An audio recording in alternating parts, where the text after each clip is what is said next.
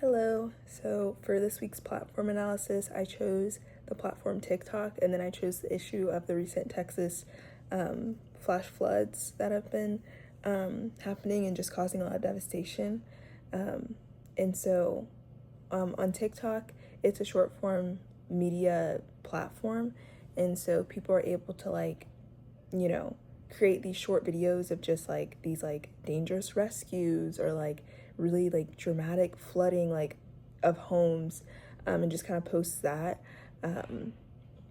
Or you can, when you post these videos, you can also kind of put whatever audio you want over it. So you can put a dramatic audio, or you can put a trending TikTok sound over like these devastating videos.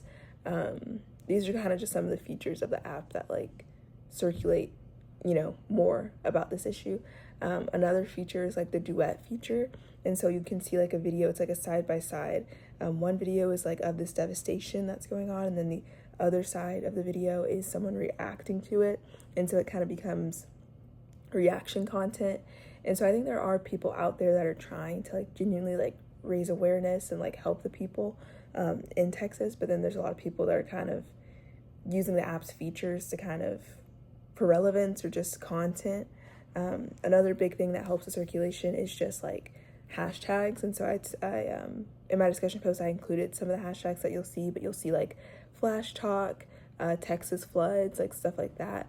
And you can click on these hashtags and just see even more about these floods. But I think, the people that are hurt the least are the marginalized. So like people that don't speak English, people that are low income, people that are off camera, people that don't have platforms. Because I've watched, a certain YouTuber for years, and she had a daughter who was actually involved with the Texas floods.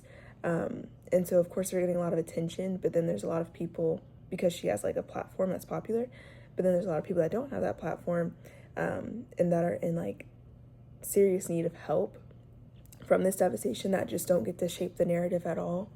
And I think when it comes to like the US, like I think we could blame all this on like climate control, or not climate control, climate change, or like show that it's like evidence of like climate change, or like, evidence that the government's failed like in like infrastructure.